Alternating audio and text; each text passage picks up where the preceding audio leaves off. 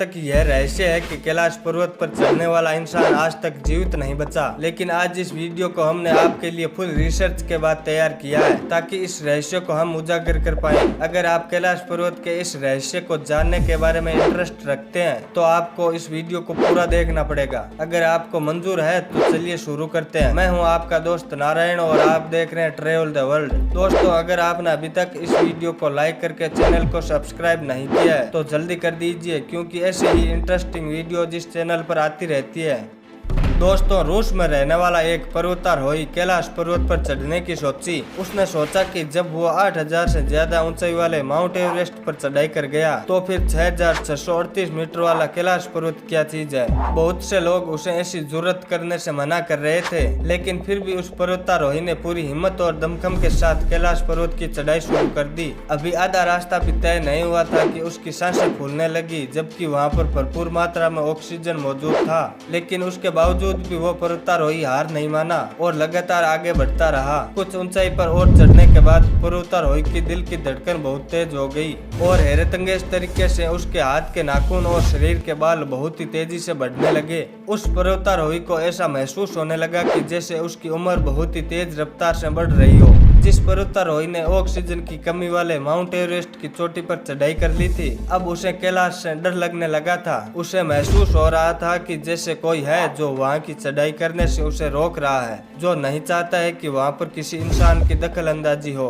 इस तरह की अजीबोगरीब चीजों का अनुभव करने के बाद उस पर्वतारोही ने तुरंत अपना डिसीजन बदला और चढ़ाई वहीं पर रोक दी। आपको जानकर हैरानी होगी कि जैसे जैसे वो पर्वतारोही नीचे आता गया, उसकी दिल की धड़कन सामान्य होती गई और सांस फूलने की समस्या भी ठीक हो गई। जिसके बाद उसे पता चला कि वो वही कैलाश पर्वत है जिस पर आज तक कोई भी इंसान नहीं चढ़ पाया, और जिसने भी चढ़ने की जुर्रत की उनमें से आज कोई जिंदा नहीं है। तो आखिर कैलाश पर्वत में ऐसी कौन सी रहस्यमय ताकत थी जिसकी वजह से आज तक कोई भी इंसान कैलाश की चोटी तक नहीं पहुंच पाया। क्या वाकई कैलाश पर्वत के ऊपर देवों के देव महादेव का वास है, या फिर कहीं ऐसा तो नहीं जिस पर्वत को हम महादेव का घर समझते हैं वो घर नहीं बल्कि खुद महादेव हो। और ऐसा कौन सा कारण है जो कैलाश पर्वत को लोग पिरामिड से भी जोड़कर देखते हैं। आज के इस वीडियो में हम आपको इन्हीं सवालों के जवाब को बहुत ही बारीकी से बताएंगे। वीडियो बहुत ही इंफॉर्मेटिव होने वाला है, अंत तक जरूर देखना।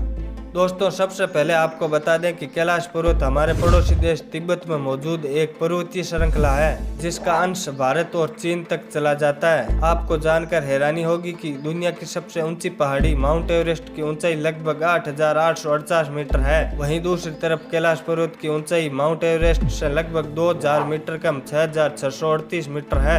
एक तरफ जहां माउंट एवरेस्ट की चोटी तक पहुंचते पहुंचते पर्वतारोही के लिए ऑक्सीजन की मात्रा बहुत कम हो जाती है, उन्हें अपने साथ ऑक्सीजन का सिलेंडर लेके जाना पड़ता है। जबकि कैलाश पर्वत पर ऐसी कोई समस्या नहीं होती, वहाँ पर लोगों को आसानी से ऑक्सीजन मिल सकता है। लेकिन हैरानी की बात तो यह है कि इतना अधिक मुश्किल होने के बावजूद भी आज तक माउंट एवरेस्ट पर 7000 से अधिक लोग चढ़ाई कर चुके हैं। और जिस पर्वत की ऊंचाई माउंट एवरेस्ट 2 किलोमीटर कम है, उस पर्वत पर आज तक कोई भी इंसान चढ़ने में कामयाब नहीं हो पाया। कामयाबी तो दूर की बात है, आज तक कोई इंसान ठीक ठाक स्थिति में कैलाश पर्वत का आधा रास्ता भी तय नहीं कर पाया। पर जिस किसी ने भी वहाँ जबरदस्ती चढ़ाई करने की कोशिश की, उनमें से हर कोई मारा गया। हिंदू धर्म ग्रंथों में इस बात का उल्लेख है कि कैलाश पर्वत पर भगवान शिव आज भी निवास करते हैं। वास्तव में हिंदू धर्म के देवी देवता सिर्फ पौराणिक कथाओं के पात्र नहीं थे, बल्कि वे ऐसी शक्तियाँ थे जो पृथ्वी पर अलग अलग रूप में अलग अलग जगहों पर आज भी मौजूद है। बस आम इंसानों के लिए उन्हें देख पाना असंभव है। और ऐसी ही खास जगहों में से एक है कैलाश पर्वत, जहाँ स्वयं भगवान शिव के मौजूद होने का एहसास आज भी होते रहता है। इस जन्म में भगवान शिव का दर्शन हो या ना हो, लेकिन उनके निवास स्थान का दर्शन मनुष्य के भाग में जरूर लिखा है।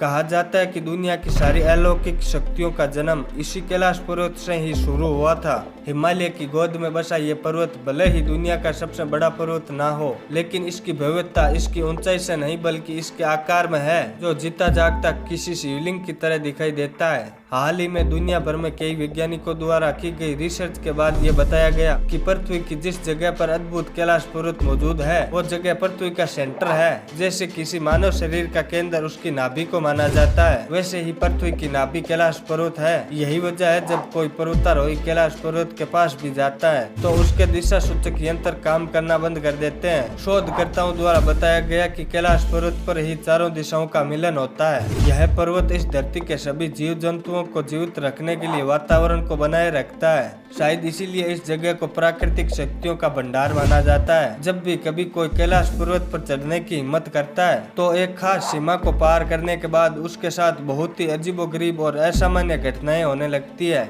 वहां चढ़ाई करने के लिए जाने वाले लोग डरकर वापस आने के बाद बताते हैं कि वहां पर कुछ तो खास है जो बार बार ये संकेत देता है कि यहाँ मत आओ, यहाँ से दूर चले जाओ। वहाँ का मौसम भी अचानक से बदलने लगता है, ठंड अचानक से बढ़ जाती है, इंसान के दिल की धड़कन दोगुनी हो जाती है और ऑक्सीजन होने के बावजूद भी उनकी सांस फूलने जैसी समस्या होने लगती है।